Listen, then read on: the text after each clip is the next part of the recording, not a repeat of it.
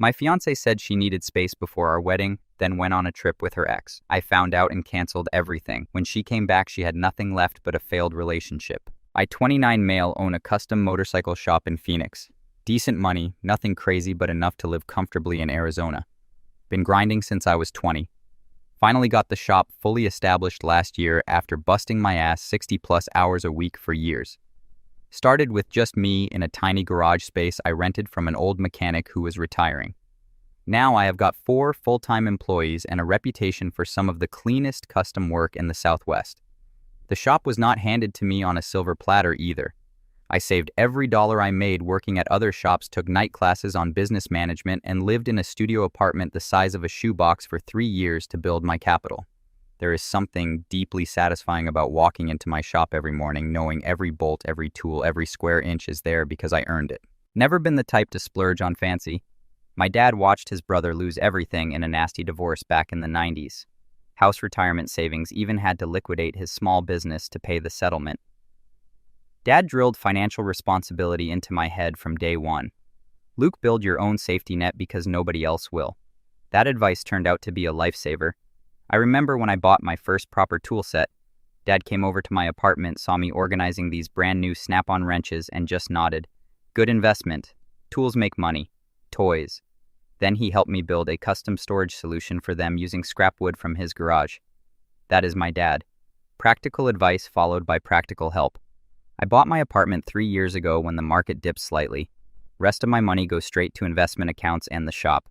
The only exceptions to my frugal lifestyle, my Ducati 1000 Sport Classic, midnight black with custom exhaust that sounds like pure mechanical poetry, and my dog Max, a 3-year-old German Shepherd who has been with me since he was a puppy.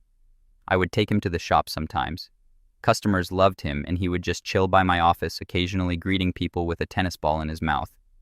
Max has been the most consistent relationship in my life. No drama, no complaints about working late, just pure loyalty. The kind of companion who is equally happy going for a mountain run or just lying at your feet while you work on engine blueprints. My fiancée Stacy, 27 female, and I had been together for 2 years, engaged for the last 6 months. Wedding planned for this fall, already put down deposits on venue, catering, the works. She moved into my apartment after the first year. Things seemed good on the surface. She had her career, I had mine with the shop. We had the whole future mapped out. Meeting Stacy was one of those things that seemed like fate at the time. Friend of a friend introduced us at a housewarming party. She was gorgeous, blonde hair, always perfectly styled, the kind of woman who turns heads when she walks into a room. Smart too, always had the right thing to say to clients and knew how to work a room. Our first few dates were perfect. She seemed interested in my business, asked all the right questions, and laughed at my jokes. Thinking now how there were some red flags I ignored. She would make comments about my friends being too basic because they liked sports and gaming. Called my best friend Tristan's apartment a man cave nightmare just because he had gaming consoles and a big TV. Tristan never liked her much. Said she had princess vibes and was always watching how she acted differently around certain people. Notice how she talks to that waiter versus how she talks to your landlord. He would point out 2 different people. I brushed it off as her being socially adaptable. That is what we do as guys sometimes. We see what we want to see. When a woman who looks like she could be on a magazine cover shows interest, we ignore the warning signs. Basic male programming error. But I ignored all that because I thought we were solid. The sex was great. She looked amazing on my arm at industry events. And I thought I had found someone who respected my grind. When she hinted about marriage, I thought, why not? I was established, ready to start the next chapter. It was a random evening in May. I was prepping dinner. Yeah, I did most of the cooking, even after working all day at the shop, while she was too tired from sitting at a desk when my phone buzzed with a text. Luke, things feel complicated. I am stressing over the wedding, and I really need some space to think and figure things out. Do not contact me for a while, please. I will reach out when I am ready. Gut punch does not begin to describe it. 6 months from our wedding, and she needs space. No warning, no conversation, just a text asking me to effectively disappear while she figured things out, but fine. I tried to be understanding. Texted back, okay, I understand. Take the time you need. Then nothing. Radio silence, which is what she asked for.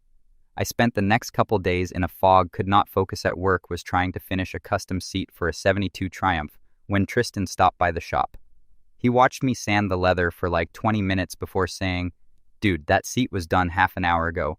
You are just going through the motions. He was right. I put down the tools, closed the shop early for the first time in months.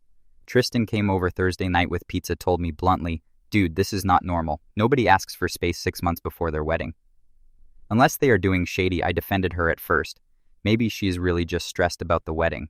Her mom has been putting a lot of pressure on her about the guest list. Even to my own ears, it sounded weak. Tristan just gave me that look, the one that says, "You are smarter than this."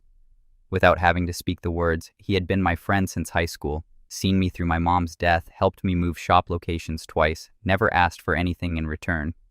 The kind of friend who shows up with tools when you mention a project, not excuses when you need help. Then Friday night, I got a text from Stacy's friend Melissa.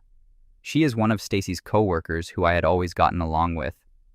"Luke, I think you should see this. I feel bad showing you, but you deserve to know." Attached was a screenshot from Stacy's Instagram close friend story that Melissa was part of. Pictures of bright sunshine beach cocktails, Stacy looking ridiculously happy, arm in arm with Jordan, her ex-boyfriend. Caption was, "Living our best lives, island getaway reunited." Sometimes you need to revisit the past to see your future clearly. My blood ran cold. Space to think meant a tropical vacation with her ex-boyfriend while explicitly asking me for no contact, and she was dumb enough to post it on her close friend's story, forgetting Melissa and I were friendly. I called Melissa for details. Turns out, Stacy had told everyone at work she was taking vacation days for a family emergency. Apparently, the emergency involved bikinis, pina coladas, and her ex-boyfriend's tongue down her throat and several other photos Melissa sent me. The hurt morphed into something else. A cold, hard clarity. She did not just want space. She wanted me out of the way while she test drove her old relationship, keeping me as a backup plan in my own apartment, using my resources while telling me to leave her alone. All while our wedding venues had my deposits and her engagement ring sat on her finger in those beach photos. Fine. Saturday morning, I went into tactical mode.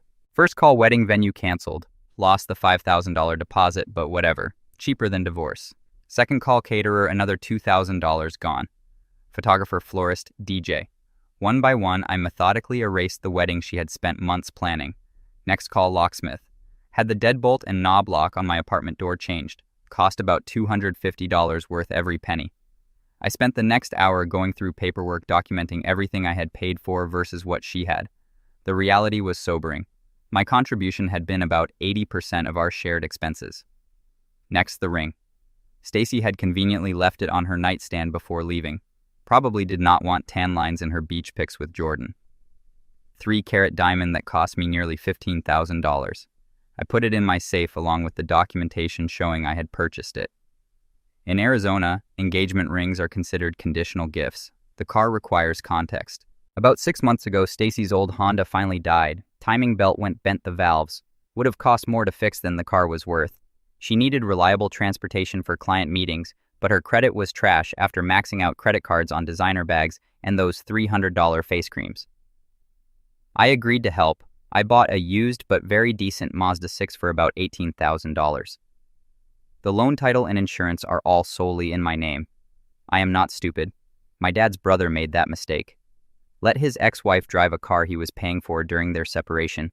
She totaled it. Was not properly insured, and he still had to pay off the loan while being sued by the other driver. Not happening to me. I called my dad that night. Needed his perspective. Dad. Stacy asked for space, then went to Hawaii with her ex. I am changing the locks and selling her car. Dead silence for a moment. Then, son, your Uncle Dave lost his house over less. You are doing what needs doing. Then he cleared his throat. Need help moving furniture. The understanding was she would make payments to me, which she did sometimes late, and it was her car to use, but legally it was 100% mine. Never added her to anything. I took the spare key, drove it to a dealership that buys used cars. Explained, I am the registered owner, need to sell. They offered around $16,500 pending inspection. I signed the initial paperwork and left the car there. Her designated parking spot at the apartment complex empty. The manager at the dealership raised an eyebrow when I explained I was selling my fiancée's car. I just shrugged and said she wanted space. I am giving her about $16,500 of it. Called Tristan to pick me up. He was impressed. Darn, you are ice cold right now, but she deserves it. We spent the weekend boxing up her stuff from the apartment. Not throwing it out, just getting it ready. Every designer shoot, I counted 37 pairs, every overpriced handbag, every piece of jewelry I had given her for birthdays and anniversaries, all carefully packed away. Found some interesting things during the process. Credit card statements showing thousands in debt she had never mentioned. A hidden stash of emergency cash, about $800, taped to the back of her dresser, a journal where she had written pros and cons lists about me versus Jordan, dated 3 months ago. My name had financial stability and good future father in the pros column. Jordan had exciting, passionate, and history together on his side. Guess which way she was leaning based on her current location. Also had a meeting with my lawyer, shared the screenshots, explained the situation, asked about protecting myself. Arizona is not a common law marriage state, so at least there was that. We had never merged finances. My apartment was solely in my name and the car was legally mine. He advised documenting everything. The engagement termination, the car sale, the items in the apartment, told me to communicate only in writing going forward. I felt calm, like performing necessary surgery. Did I feel like a complete idiot? Absolutely.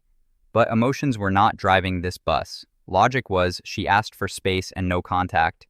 She demonstrated the relationship was over by vacationing with her ex. I was simply respecting her request and protecting myself. The shop was quiet that weekend. I went in anyway just to have somewhere to be. Started reorganizing the tool room, deep cleaning equipment, updating our inventory system, all those things that get pushed aside during busy weeks. There is something therapeutic about bringing order to a space when your personal life is in chaos. Diego, my head mechanic, came in for a few hours to help with a rush job. Did not ask why I was there on a Sunday, just handed me tools when I needed them. That is what I appreciate about the guys at the shop. They understand that sometimes you need to work with your hands to process what is happening in your head. According to Instagram, the best life vacation lasted another week. The countdown to meltdown was on. One small mercy in all this. At least my Ducati was safe. Stacy had always complained about it being too dangerous and a waste of money, but I had stood firm on keeping it. When Tristan picked me up from the dealership, he looked at me and said, "Bike ride this weekend, you need it." He was right. She had actually tried to get me to sell the Ducati about 6 months into our relationship. We could use that money for a down payment on a bigger place she had suggested. Never mind that I already owned my apartment and had no interest in taking on more debt for a bigger place we did not need. The Ducati stayed, and now I was grateful for that small victory. Sunday morning, we took our bikes up through the mountains. Tristan on his Kawasaki, me on the Ducati. The focus required to handle those curves at speed was exactly what I needed. Impossible to think about relationship drama when you are calculating lean angles and watching for gravel. The one part I did feel guilty about was Max. Stacy had technically agreed to our dog, but she had never really taken care of him. She had complained about his fur, his energy, the cost of his food. Still, he would be confused when she did not come back. Turns out, I did not need to worry. Max seemed happier with just me there, claiming the whole couch without being shooed off. Stacy's tropical getaway with Jordan lasted a total of 10 days. Then D-Day arrived Tuesday evening around 9 p.m. I was having a beer with Tristan, who insisted on being there in case gets wild. We heard keys jangling outside, then confused scraping at the lock, then pounding. Luke opened the door. My key is not working. Tristan glanced at me. "Showtime." I opened the door halfway. Stacy stood there looking beach-hand and furious. Suitcase beside her. What the heck? Why is not my key working? Because I changed the locks. My voice was steady. Her eyes widened. You what? Why would you do that? You asked for space and no contact. Stacy, I gave it to you permanently. Wedding's canceled too. Already called everyone. What are you talking about? I just needed some time to think. I pulled out my phone, showed her the screenshot Melissa sent me. Think about this with Jordan on your romantic beach getaway that you posted about. Her face went from angry to panic-stricken in a millisecond. That was just Melissa showed you that. That it is not what it looks like. Looks like my fiancée on vacation with her ex while I am home planning our wedding. Pretty self-explanatory. It was a last-minute thing. He was going through a hard time and needed someone to talk to. Tristan snorted from behind me. I just stared at her. So you flew to Maui to be his therapist. Her eyes darted to the empty parking spot. Where is my car, Luke? The entitlement in her voice was unreal, like I had hidden her toy. It is not your car, never was. It is being sold. Title, loan, insurance, all in my name. You are selling my car. She actually stomped her foot. You cannot do that. I have been making payments. Payments for using my car, which is now over. This is insane. I am calling the cops. She pulled out her phone. Tristan, who had been watching, started laughing. Yeah, call them. Tell them your ex-fiancé is selling his own car and changed the locks on his own apartment after you cheated. That will go well. Stacy looked like she had just noticed him. This is not your business. Tristan made it my business when you decided to mess around on my best friend. She turned back to me. Luke. Baby, you are overreacting. Jordan means nothing to me. It was just a stupid trip to clear my head. I realized I want to be with you. I almost laughed. Save the performance. Your stuff is boxed up. Text me when you want to pick it up. That is when her sister Brooke, 25 female, appeared from the elevator. Great reinforcements. Brooke was Stacy's mini-me. Same entitled attitude, same expensive taste, same tendency to treat service workers like furniture.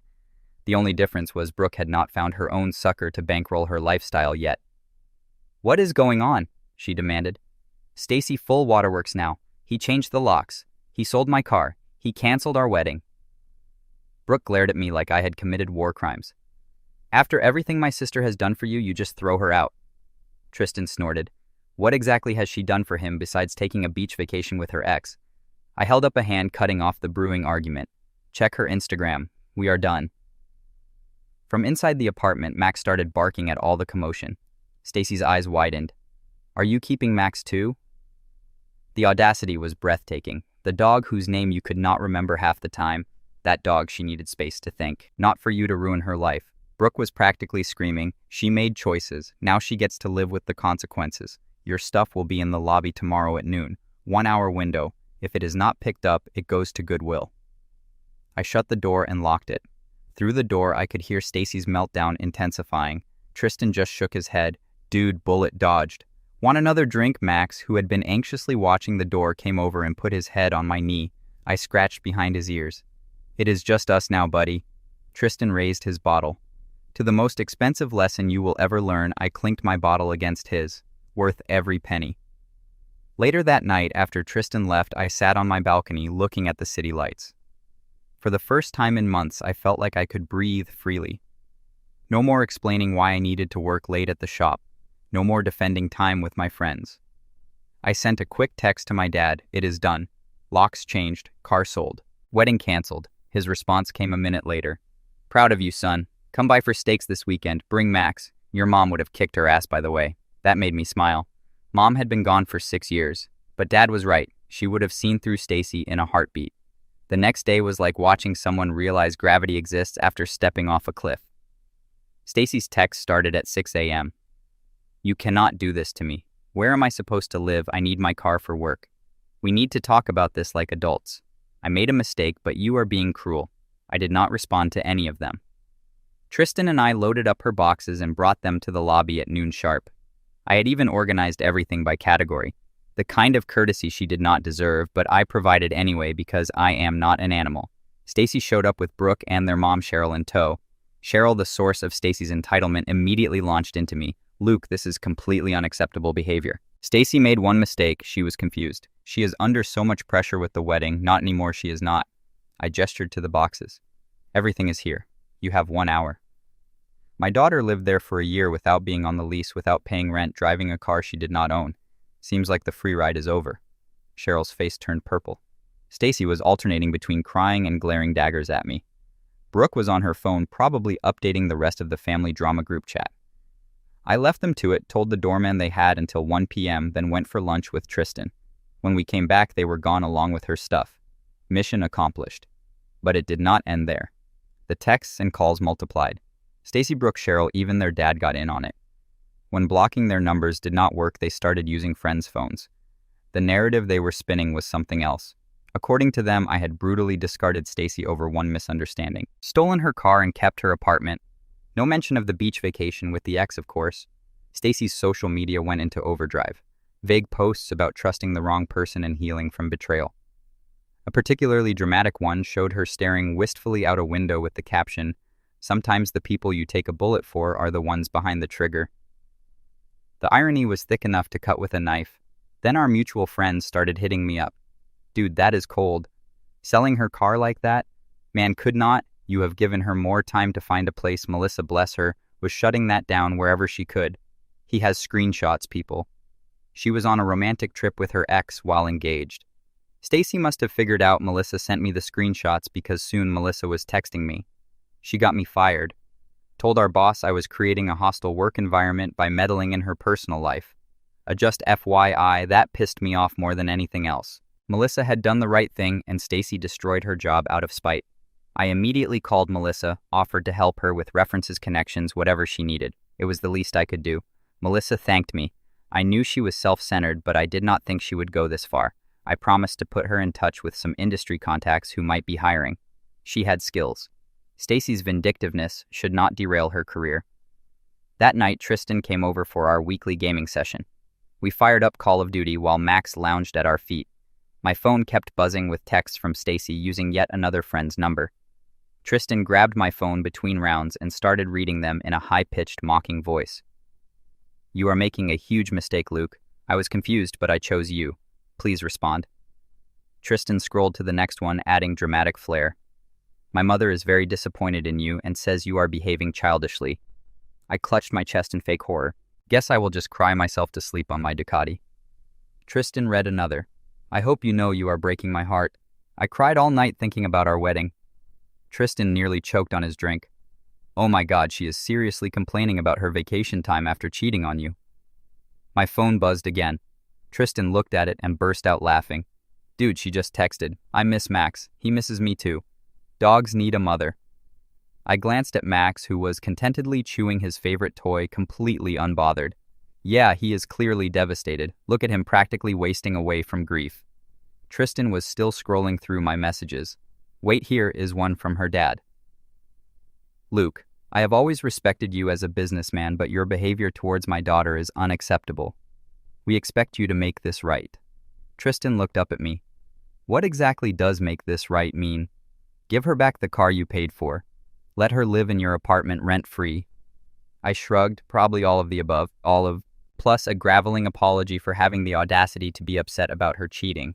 The whole situation was so absurd it had crossed into comedy. Stacy and her family lived in a world where actions did not have consequences, at least not for them. In their version of reality, I was the villain for responding logically to her betrayal.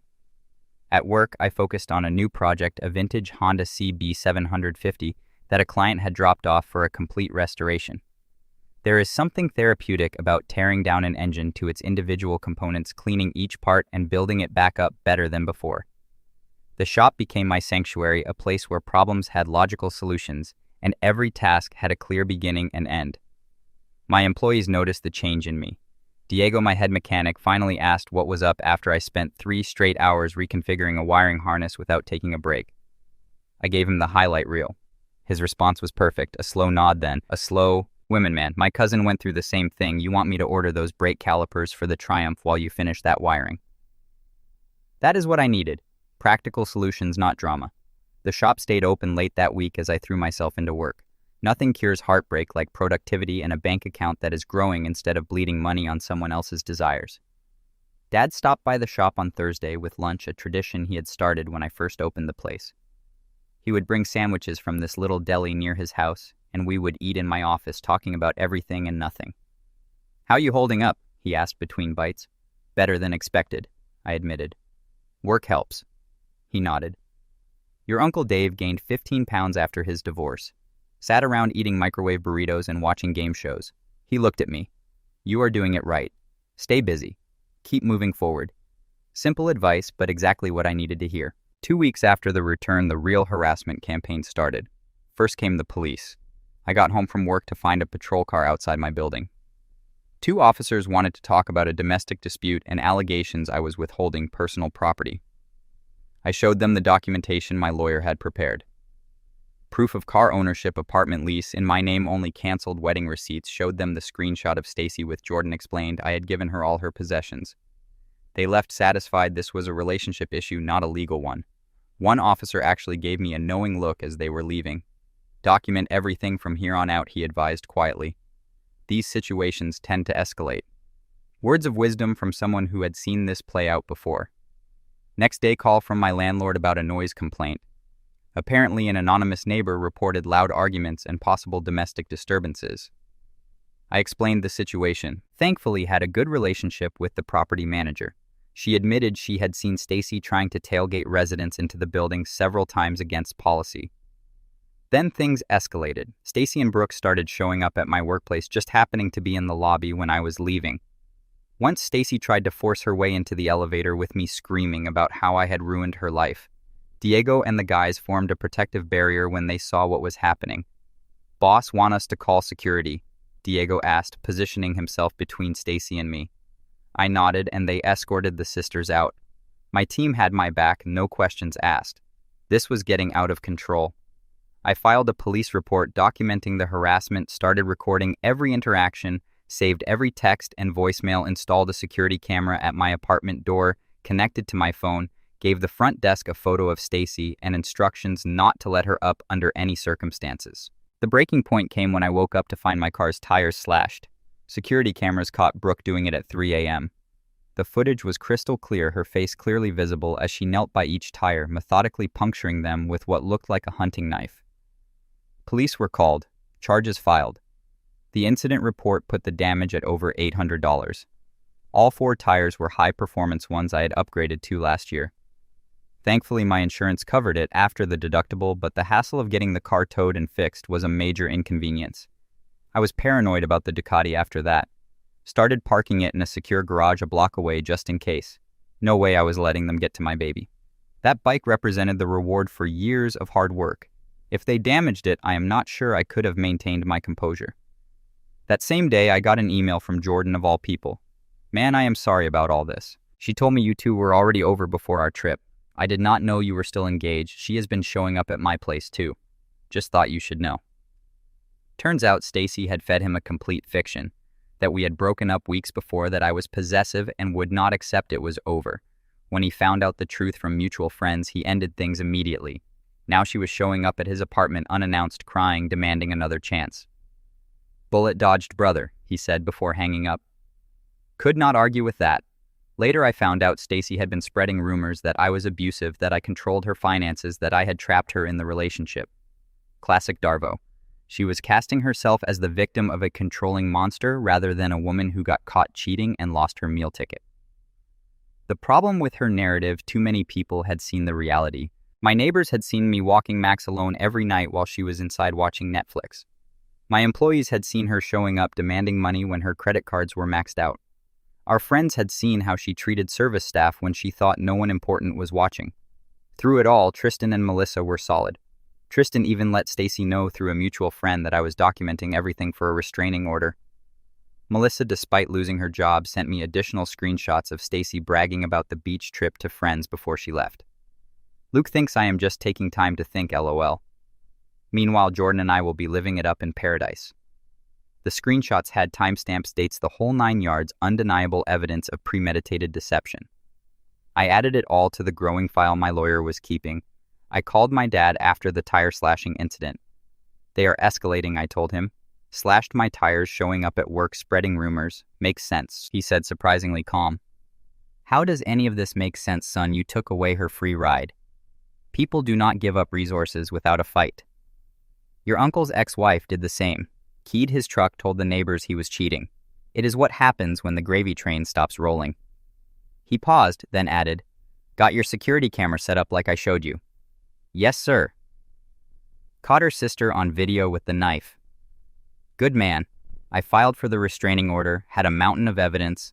The workplace incidents, the slashed tires, the constant harassment, the false police reports, dozens of messages from different numbers after being blocked. The hearing was scheduled. I was ready. The restraining order hearing was like watching a live-action version of the surprised Pikachu meme. Stacy showed up with Cheryl, both dressed like they were going to church, probably expecting sympathy from the judge.